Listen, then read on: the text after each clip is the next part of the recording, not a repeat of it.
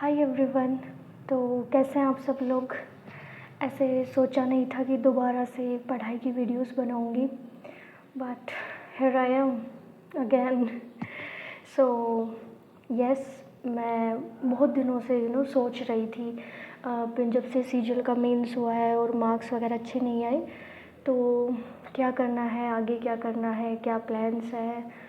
तो बहुत सोच विचार करके फाइनली आई डिसाइड, मतलब खुद को प्रिपेयर करना पड़ा कि देना है एग्ज़ाम, क्योंकि मैं खुद प्रिपेयर नहीं हो पा रही थी कि दोबारा से पढ़ाई करना बहुत लंबा प्रोसेस है और कोई ऐसा डिसाइड नहीं है कि लास्ट में होगा या नहीं होगा। बट फाइनली आई डिसाइड कि यस, मैं CGL 2026 दूँगी। यस, मैं दे रही हूँ। तो बहुत टाइम लगा, बट आई डिसाइड फाइनली मैं दे रही हूँ। दूसरा, मैं पिछले 15 दिनों से सोच रही थी कि अभी मॉक दूँगी, अभी मॉक दूँगी, अगले दिन मॉक दूँगी। ऐसे कर करके मैं बहुत ज़्यादा प्रोक्रेस्टिनेट कर रही थी। तो फाइनली मैंने कल मॉक दिया। यस, मैंने डिसाइड किया कि भाई मन नहीं करेगा पढ़ाई करने का। कहीं सोचे कि हाँ पढ़ाई करने का मन करेगा कि चलो बैठ के पढ़ते हैं, मन कर रहा है, ऐसा कुछ नहीं होने वाला। ज़बरदस्ती खुद को बिठाना पड़ेगा। तो यही हुआ, मैंने फाइनली कल मॉक दिया। तो मैंने CGL 2025 के जो मॉक्स हैं मैंने वहाँ से स्टार्ट किया है। मैंने 12 सितंबर का जो शिफ्ट 1 पेपर था वो मैंने दिया था कल फाइनली, कि पढ़ ले, बहुत टाइम हो गया। तो मैंने मॉक से स्टार्ट किया है। उसके अंदर इंग्लिश और GK का जो लेवल था वो अच्छा खासा आ रखा है 2025 के अंदर, तो वहाँ से बहुत अच्छी प्रैक्टिस हो जाएगी। दूसरा, मैथ्स भी आई गेस थोड़ा लेंदी साइड में ही था, तो ये सोच के मैंने वो 2025 के मॉक स्टार्ट कर दिए हैं। तो मैं ये कहना चाह रही थी कि आप लोग भी पढ़ाई शुरू कर दीजिए, क्योंकि शायद एग्ज़ाम आने ही वाला है, जून या जुलाई के अंदर हो जाएगा, तो ज़्यादा टाइम नहीं है। एटलीस्ट एक मॉक तो डेली का लगा लीजिए। मैंने भी अपने लिए यही सोचा है कि मैं एटलीस्ट मॉक तो डेली लगाऊं, क्योंकि इस बार मेरा टारगेट यही है कि जितनी ज़्यादा हो सके उतनी ज़्यादा प्रैक्टिस करनी है। प्रैक्टिस, प्रैक्टिस एंड प्रैक्टिस, क्योंकि जितना ज़्यादा हम प्रैक्टिस करेंगे, हम उस एग्ज़ाम हॉल में जो प्रेशर आता है उससे जितना ज़्यादा डील करेंगे उतना ज़्यादा अच्छा होगा।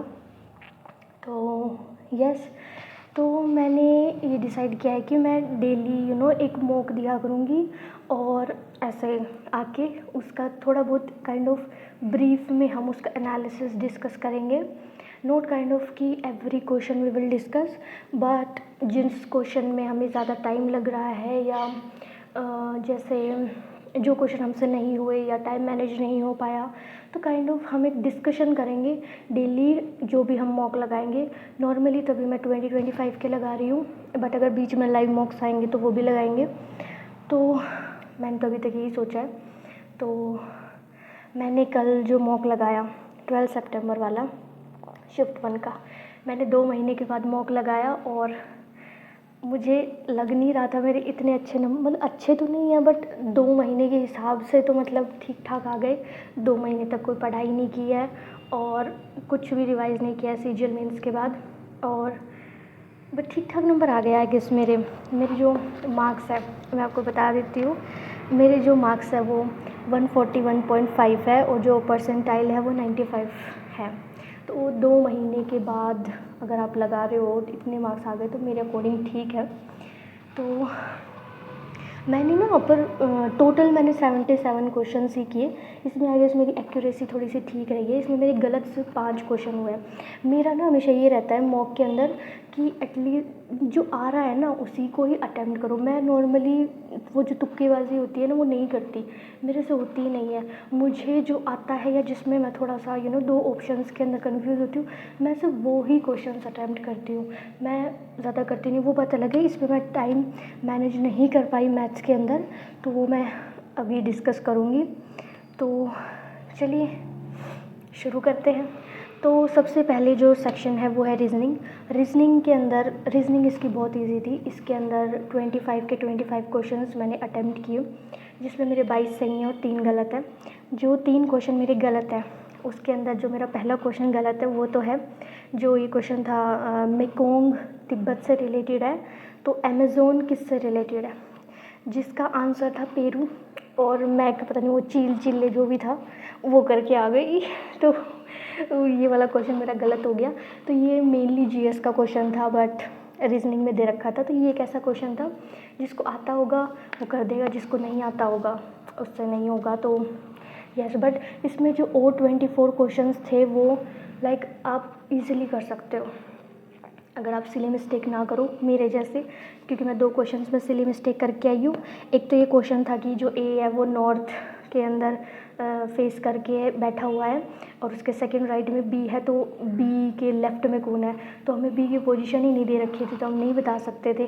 बट हमारा जो दिमाग है वो ऐसे रहता है कि ए अगर नॉर्थ में बैठा है तो बी भी शायद नॉर्थ में बैठा होगा उस टाइम पे, तो इतना ध्यान नहीं दिया कि बी की पोजीशन नहीं दे रखी, तो ये उसकी वजह से गलत हो गया। और एक ये क्वेश्चन ब्लड रिलेशन का था, आई गेस क्वेश्चन नंबर 24, ये भी इजी था, शायद वो ऊपर वाला पूछ रखा था कि वो क्या लगता है और मैं नीचे वाला बता दिया मैंने, तो ये वाला क्वेश्चन गलत हो गया। ओवरऑल रीजनिंग बहुत इजी थी, 24 क्वेश्चंस आराम से कर सकते थे, लाइक 24, वो बात अलग है मेरे गलत हो गए 3, बट कर सकते थे। यस, रीजनिंग अच्छी थी, मतलब इजी थी। ठीक है, चलिए फिर अब मैथ्स की बात करते हैं।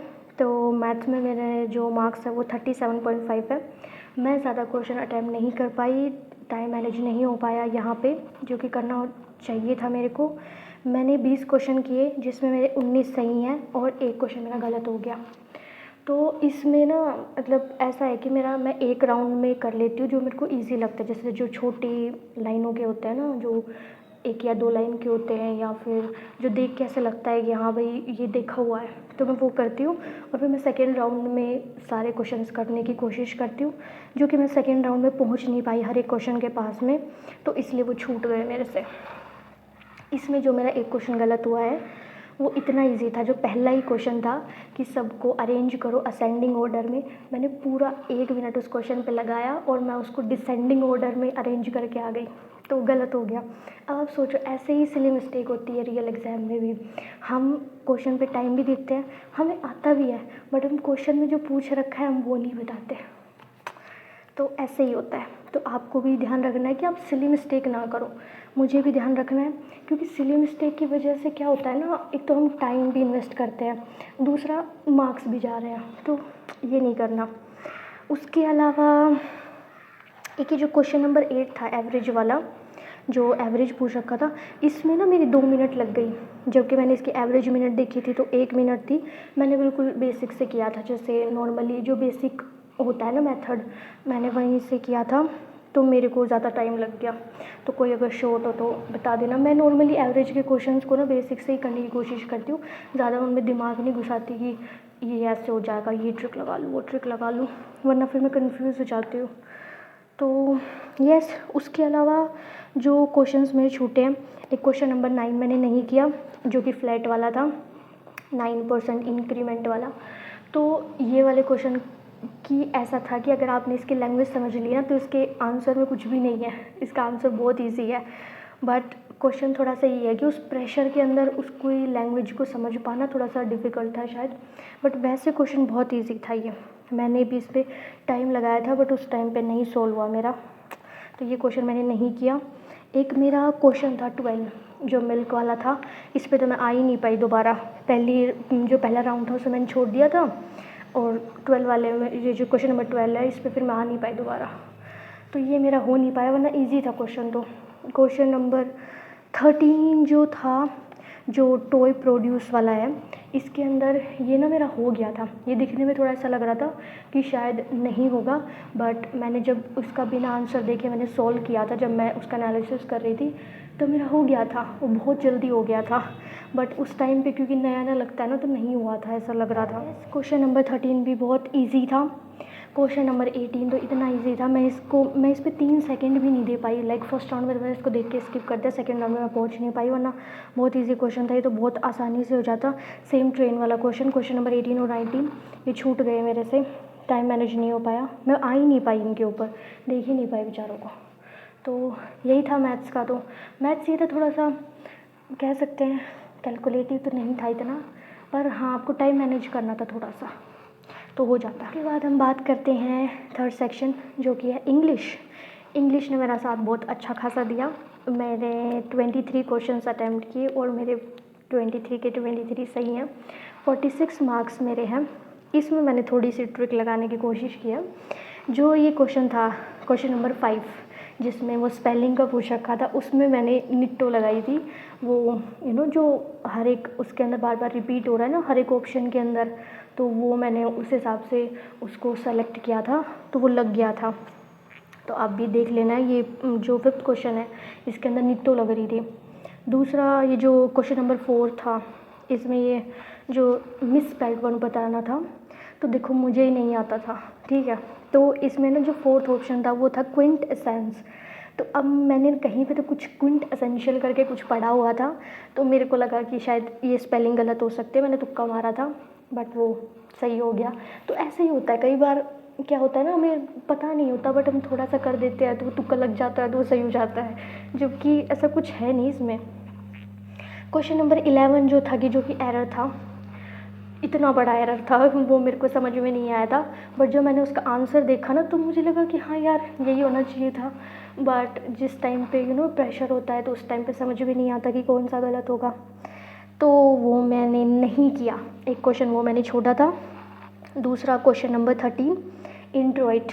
मेरे को इंट्रोइट का मतलब नहीं पता था, और मेरे को लगा कि शायद मैं बहुत ज़्यादा टाइम लग जाएगा, क्योंकि 4 ऑप्शन को आपको पढ़ना पड़ता, तो मैंने वो छोड़ दिया फिर। दूसरा, इसका पैसेज बहुत ईजी था। कई बार ऐसा होता है ना कि आपको पूरा पैसेज पढ़ने की ज़रूरत नहीं है, आप शुरू की 5 या 6 लाइन पढ़ोगे ना, तो आपको पता लग जाएगा। सेम ये वो ही वाला पैसेज था। इसमें एजुकेशन वर्सेस विजडम, बिल्कुल बेसिक जो ये लाइक एजुकेशन फॉर्मल लर्निंग होती है, विजडम यूनिवर्सल लर्निंग होती है, ऐसा टाइप का था, और बहुत ईजी था। तो पैसेज बहुत इजी था। मैंने उसको बिना पढ़े भी, अगर आप उसको जो क्वेश्चन से उसको सॉल्व करने की कोशिश करते तो वो हो जाते। तो इंग्लिश भी ठीक थी। जीके में जो मेरे मार्क्स है वो 15.5 है। 8 क्वेश्चंस मेरे सही हैं और 1 क्वेश्चन मेरा गलत है। तो मैंने सिर्फ 9 क्वेश्चन ही अटैम्प्ट किए थे। मैंने बिल्कुल लास्ट में अटैम्प्ट किया था जीके को। तो जीके से मेरे को कुछ ज़्यादा ख़ास उम्मीदें हैं भी नहीं, ना ही जीके मेरा साथ देती है। तो इस बार ना मेरा बस ये ही मोटिव है कि मेरे को मैथ्स, इंग्लिश और रीजनिंग, इन तीनों सब्जेक्ट्स के अंदर ना मेरे को बहुत अच्छी कमांड करनी है, कि यहाँ से मतलब नंबर कटे ही ना। जीके का ये है, GK is like cherry on the cake, है ना, कि जितना हो जाए उतना अच्छा। तो I will try my best कि मैं जीके में भी बहुत अच्छा परफॉर्म करूं। मैं कोशिश करूंगी जीके के अंदर सारे क्वेश्चंस अटेम्प्ट करने की, क्योंकि अगर मेंस होगा तो आपको रिस्क लेना ही पड़ेगा, आप छोड़ के नहीं आ सकते। तो ऐसा है ना कि आप वो जो चीज़ें हैं लाइक पूरा अटेम्प्ट करने की जो स्ट्रेटजी है वो घर पे ही सीख लें तो अच्छा होगा, है ना। तो अभी तो यही था। जीके आज मैंने ज़्यादा डिटेल में डिस्कस नहीं किया, क्योंकि वीडियो बहुत लंबी हो गई होगी। कल से आई विल ट्राई की शॉर्ट वीडियो हो, बिल्कुल टू द पॉइंट चीज़ें हों। आज थोड़ा बातें करने लग गए तो ज़्यादा हो गया, कल से नहीं होगा, स्ट्रेट टू द पॉइंट, बहुत छोटी वीडियो होगी, जिससे कि एक एनवायरनमेंट बना रहता है ना। क्योंकि मैं घर पे अकेली पढ़ती हूँ, तो मेरे आसपास कोई है नहीं जिसके साथ मैं ऐसे बातें कर सकूँ एग्ज़ाम की, तो बड़ा बोरिंग सा भी लगता है। बट फिर कमेंट्स में आप लोग बातें करते हैं तो मेरे को थोड़ा ऐसे अच्छा लगता है कि हाँ मैं अकेली नहीं पढ़ रही, बहुत सारे लोग भी पढ़ रहे हैं। तो बस एक यही रीज़न है कि मैं ऐसे वीडियोस बनाती हूँ और मेरे को अच्छा लगता है। तो यस, आप लोग भी डेली मॉक दीजिएगा और बता दीजिएगा कुछ भी होगा, जो भी आपको प्रॉब्लम होती है। वैसे मोस्टली लोग कमेंट्स के अंदर ना डिस्कस करते हैं अपनी प्रॉब्लम्स को, लाइक सो अगर कोई पूछता है तो उसको बता देते हैं, तो ऐसा ही होना चाहिए। तो दे लीजिएगा आप लोग भी मॉक भी। तब तक बाय बाय, टेक केयर।